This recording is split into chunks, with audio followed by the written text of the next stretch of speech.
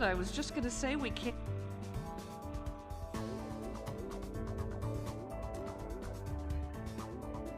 It's good. Wow, is this loud? This feels really loud.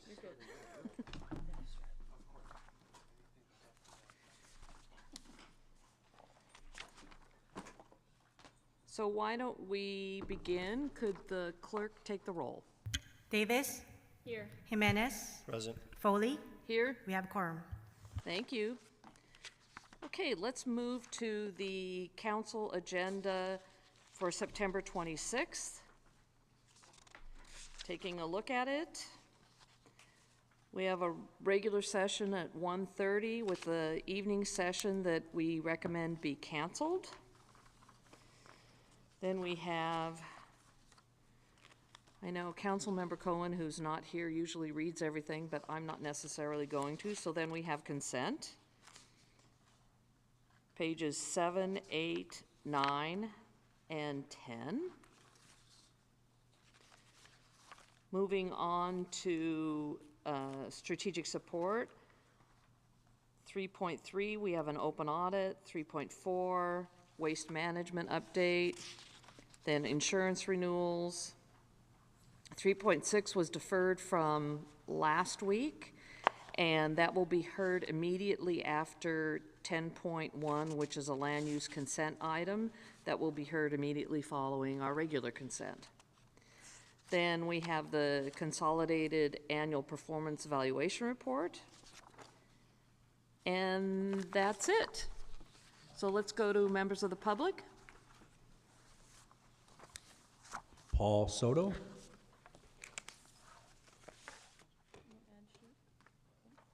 No. Yes, can you hear me? Yes. Thank you. Paul Soto from the Horseshoe. I'd like to speak on two items. Item 2.13, the purchase of books from the library.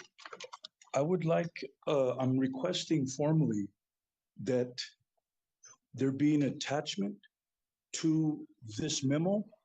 I want to know the listing of the books. I want to know exactly what books are being purchased by name and by category. This is my money, and so I want to know exactly how it's being spent, especially in the library. This is critically important. Within the context of racial equity, we need to be very cognizant of what kinds of books that we are purchasing, because we need to be able to continue this legacy of racial equity. And in order to do that, we need to make sure that the libraries are fortified with what is necessary in order to do that. So what I'm asking for is formally an attachment to this document as to the names of the books and the category. Secondly, 8.1, Housing Consolidated Annual Report. Now, again, and I mean this with no amount of flattery, I mean this as a statement of fact. I am very, very impressed and appreciative of Vice Mayor Kamei's performance as a council member, because she never fails to challenge the housing on what it is, on the deficits that were created since 2016. Now, the 95 to 115% of market rate housing, that has to be capped at 50%. We can no longer. Back to the committee. Thank you. Is there any discussion, a motion? Move approval of the agenda for Tuesday, September 26th, Second. Including canceling the, including canceling the 6 p.m. session and moving the items as you read them. Yes. Wonderful. Let's vote.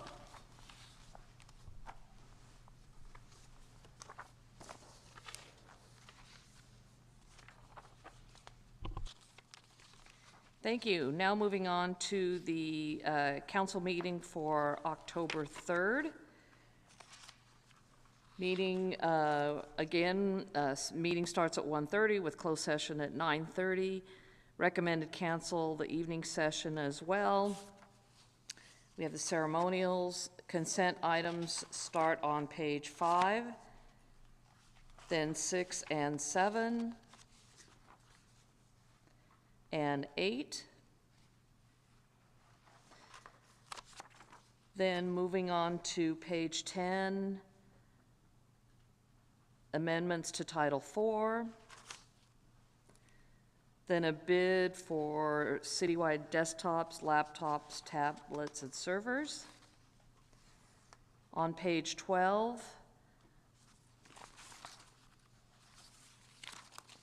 item number 4.1, rearrest of high-risk individuals.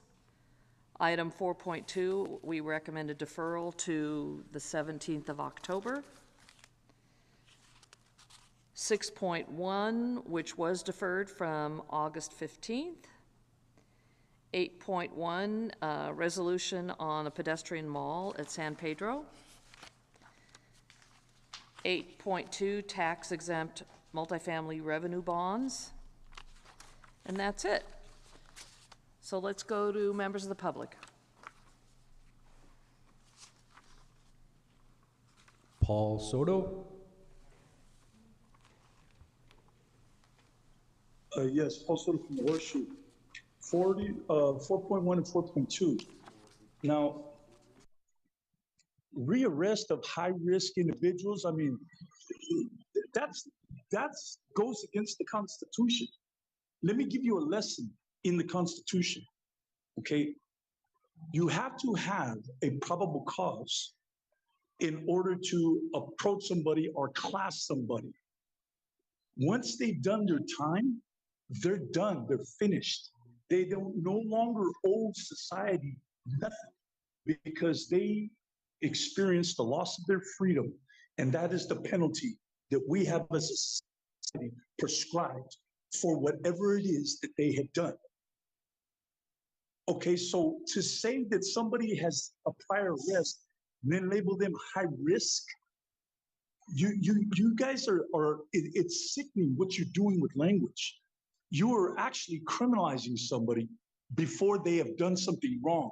And that goes directly to the core of the Constitution of due process and equal protection under the law.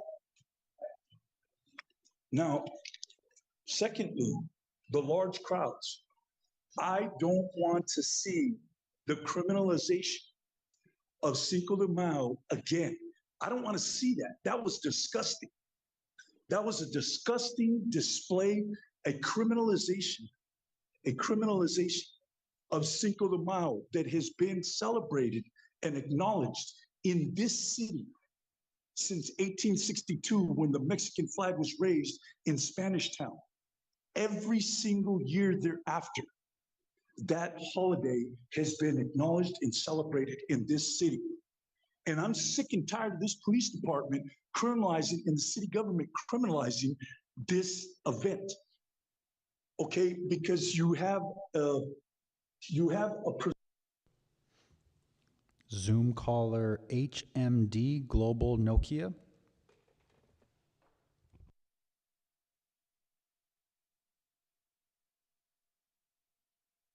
Hello? Yes, go Can ahead. you hear me? Yes. If you could extend my time. I am calling in response to the rearrest of high-risk individuals and understanding that public safety is important to all of us.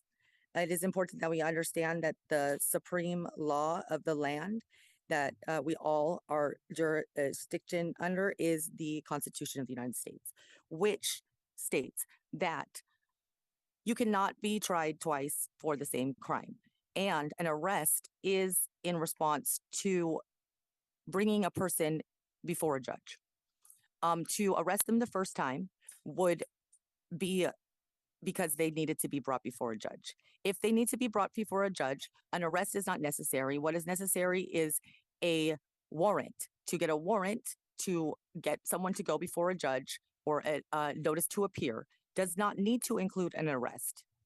It can be a notification that says that you need to appear before the judge. That would be what a person who is wanted for a crime or wanted in connection to a crime or wanting to prosecute someone. If the DA feels like they have a person that they need to bring into court, then they can issue a warrant for arrest, but it is not necessary. If somebody needs to report for a crime they've done, they should. But if they don't, arrest is just going to lead to more people sitting in a jail that are on charges, not even convictions. Elmwood has over 1,000. Blair B. Hi, Blair Beekman here. I just wanted to second the words of Paul Soto about the Cinco de Mayo events. I think what happened this year made something very, very clear that we have something to really work on as a whole community. The police can't continue to act the way they have been with Cinco de Mayo things. They need to be updated. They need a conversation with everyday community who could just simply guide them and give them good ideas and ways to address how we address Cinco de Mayo things. And there can be ways to really work as a community process. It should not be that difficult. Please make those efforts and just have good conversation. That's all that's needed. And I think it can solve a lot of issues. Good luck in those efforts. Thank you. Back to the committee. Great. Is there any discussion or a motion? Move approval for the agenda for October 3rd with a cancellation of the 6 p.m. evening session. Second. Great. Let's vote.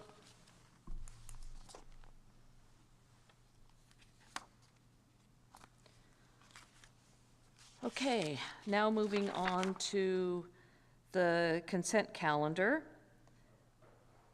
Items, I guess there's just one. Let's go to the members of the public. Blair B.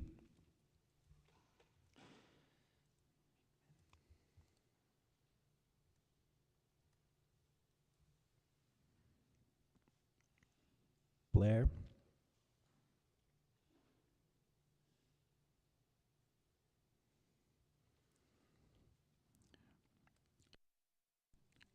Okay, no other public comment. Back to the committee.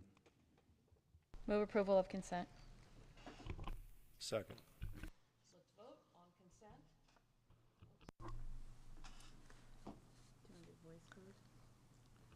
Yeah, Welcome, can I Vice Mayor. Thank you. It's not allowing me to sign in, so it'll be aye.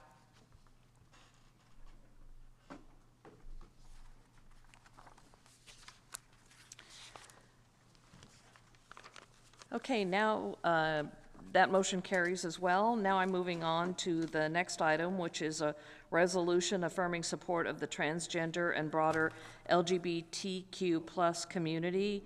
There's a memo that has been submitted by myself and Councilmember Torres, affirming the importance of this council and all of its members to take action to ensure all San Jose residents, especially our children, can grow, learn, and work in a safe, inclusive, and caring environment, regardless of race, gender identity, or sexual orientation. So I request that the Rules Committee add this to an agenda so that our council can take a position on it. And I'll leave it at that. And with that, let's start with public comment. We have some in-person public commenters. As I call your names, please make your way to the podium, and once you get to the mic, please go ahead and state your first name. Liceria, followed by Brian.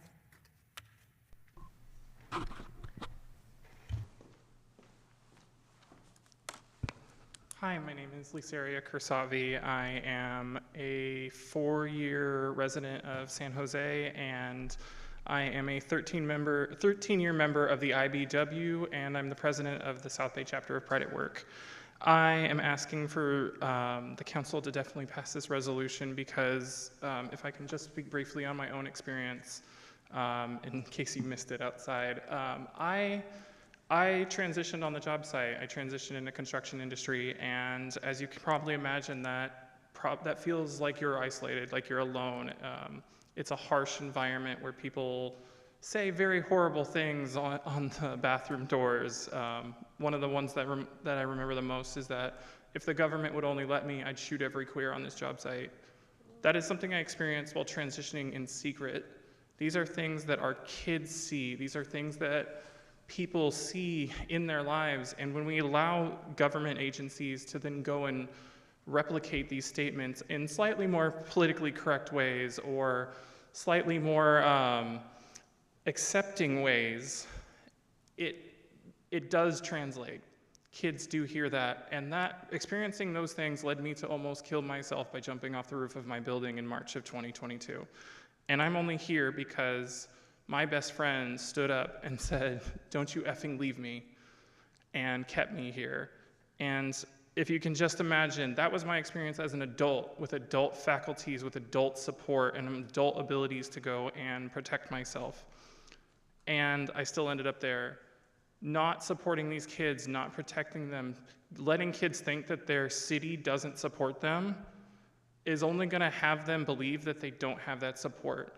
And they don't have the faculties and the expertise and the education yet to go and defend themselves or to have people in their lives to socially support them. So please support this resolution. Thank you.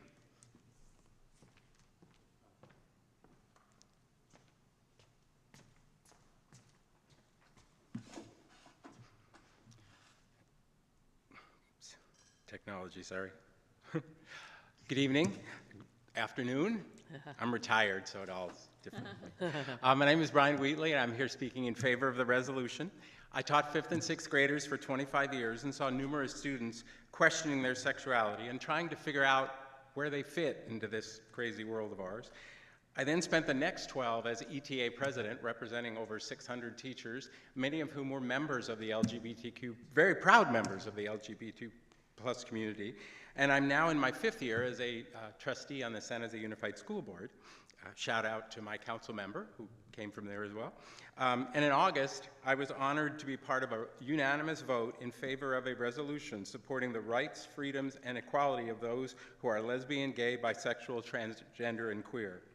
On a personal note, I'm also the delighted father of 2 members of this amazing LGBTQ+ community, although both Julia and Nessa tell me my generation is way too hung up on gender. Guilty as charged.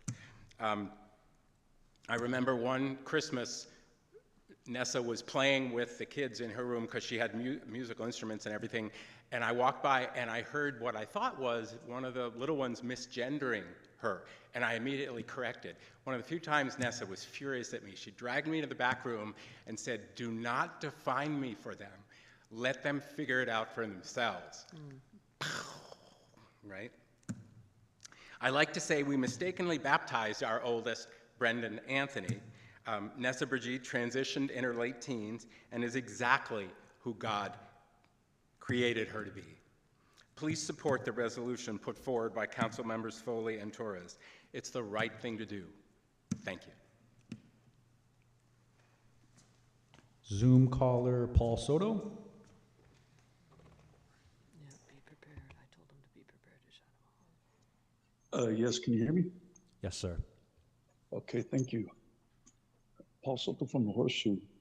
I'd like to point out something. If I decided that I want to be a woman, refer to myself as a woman, I go into city council, I say, my name is Sally now, not Paul, and my pronouns are she and her. Everybody will trip over each other and make absolutely sure that everybody in the room references me as such, and that is just. That is just. However, when the Chicano continues to be disrespected, and we continue to tell you, calling us Hispanic, calling us Latino, calling us Latinx is so disrespectful to my elders and ancestors that fought for those 3 movements. Okay, I don't hear the LGBTQ community backing the Chicano. Nada. No. Only the gay person gets rights. Yet homosexuals only represent 2% of the population. 2%. Mexicans represent 20%. But yet the LGBTQ community will be silent on Chicanos, and we get disrespected every single time you guys produce these documents, and you're erasing that legacy that has its foundations here in San Jose from those documents. And like I said, man, I don't hear not a peep out of the gay community, nothing. And this is a civil rights issue. You have any questions about the power of the Chicano movement, of the farm workers movement, of the lowrider movement, just go to a library and read on it. It is significant. Zoom caller Blair. Hi, Blair Beekman here. This is the item of LGBTQ issues. It is not on consent, so thank you. Myself, I just wanted to thank Councilperson Foley for signing on to this and to bring transgender items into and broader LGBTQ issues into a part of a resolution process. It's interesting. It's hopeful. A few years ago, we could not be able to do this. And we've made strides to include the transgender community and broader LGBTQ into the process. And I think that's interesting and a hopeful sign. And thank you for the work and efforts of this sort of item.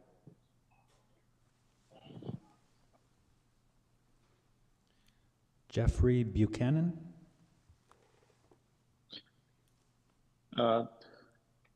Chair Foley, members of the committee, Jeffrey Buchanan speaking on behalf of Working Partnerships USA.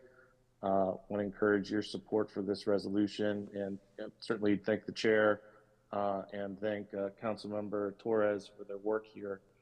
You know, as a parent and as you know, speaking on behalf of myself as a school board member, it's quite disturbing to see what has happened with Informed Parents, Silicon Valley, and the Values Advocacy Council, not just, you know, posing a real threat and a, you know, really creating significant issues on campus by trying to tell parents that our schools teaching our children about racial justice, teaching our children about gender identity, you know, teaching our children about social and emotional health, that all those things somehow are potentially harming our children.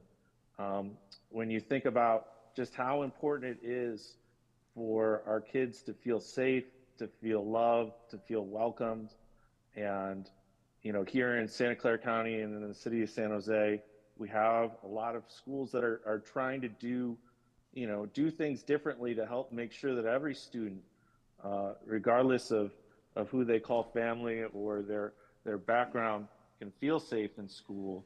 To see there's groups like this trying to politicize our schools and the environment that our children are growing up in. And it's disturbing to see that there are elected officials, even amongst the city of San Jose, that have been willing to work with or seek endorsements from these organizations. So I hope. Mary Ellen Doherty. Thank you. My name is Mary Helen Doherty, a resident of District 3. And on behalf of my wife of 31 years, Reverend Lindy Ramsden, and myself, I share this quote from the resolution before you that we request you support and forward to the full City Council. Elected officials exercise power in the name of the people, all of the people, and as a result are bound by a sacred trust to serve and represent all their constituents, regardless of who they are or whom they love. The LGBTQ plus community, especially our trans siblings, need your outspoken support here and now. Please exercise your power and represent all your constituents. We thank you. Zoom caller HMD Global. Thank you. I do not support this, and I hope that got your attention, because Never have I ever supported speaking at the workplace about what is underneath my clothing. What is underneath my clothing is none of anyone's business. What I do in regards to those matters is not and should never be spoke about in the workplace. When I apply for a job, the required clothing that is required for that job has nothing to do with what is underneath the clothing. I wear what is required. If it's steel-toed boots, if it is professional casual, meaning no showing certain body parts. But this has nothing to do with my sexual preference. This has nothing to do with who I'm married to or who I choose to pick as a partner or what my orientation or what community I identify with. And to continue to allow these discussions by including them in discrimination, it should never be talked about what I do in these matters. These are not workplace matters.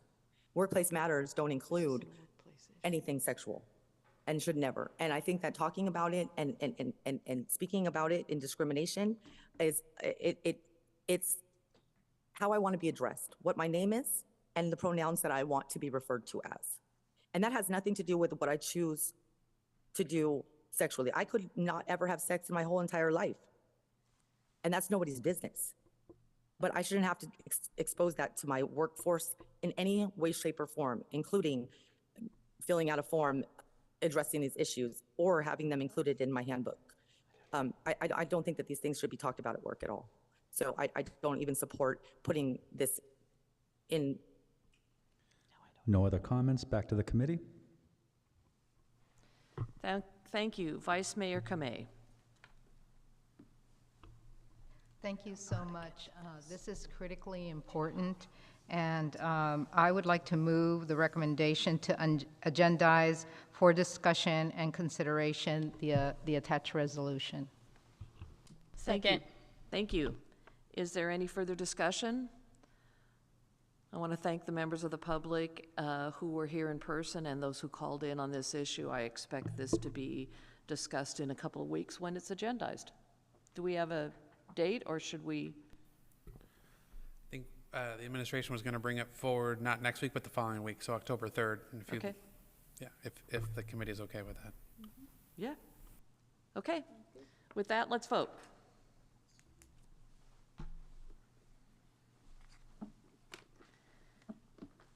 Thank you. That motion carries unanimously. Now, our regular agenda has concluded. We move to open forum.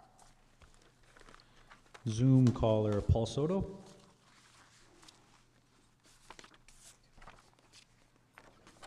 Yes, can you hear me? Yes.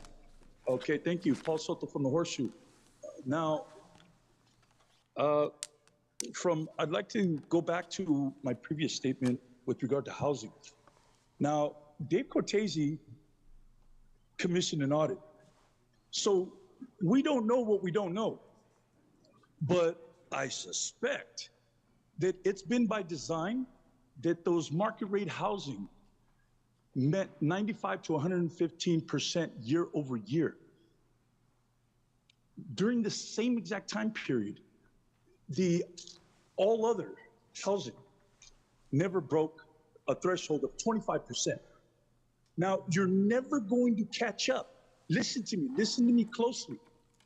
With that kind of disparity, you will never, ever catch up unless you cap market rate housing.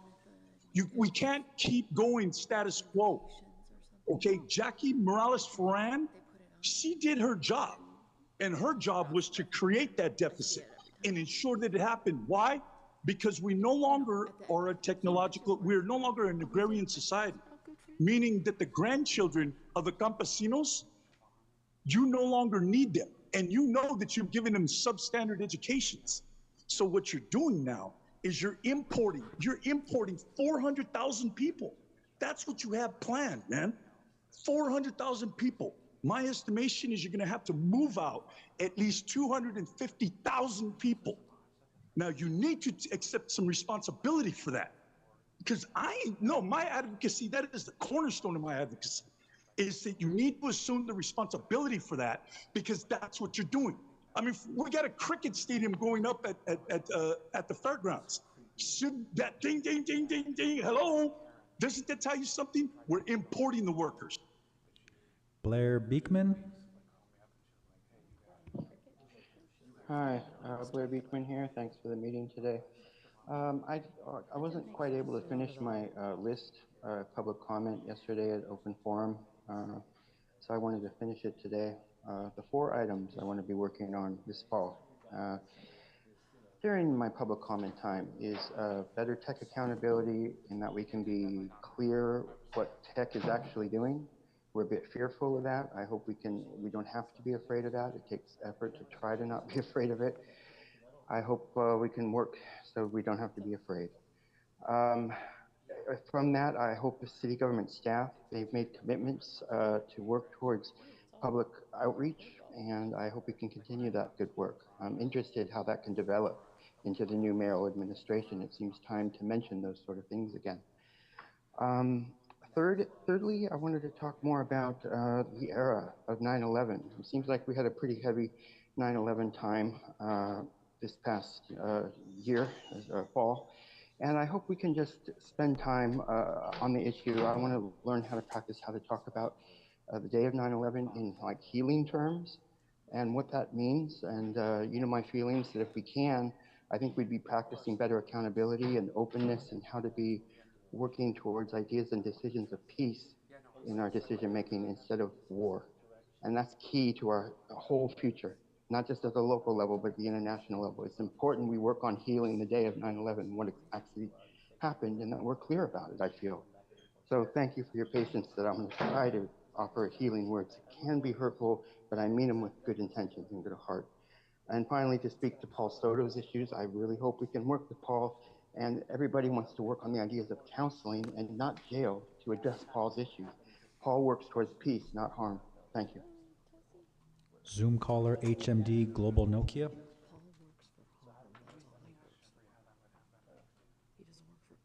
Thank you. I want to say that I stand for civil rights.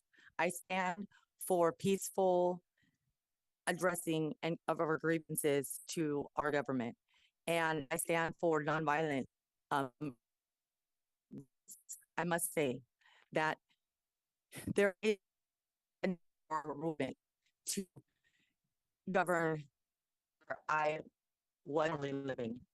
When an organization is nonprofit and you receive any kind of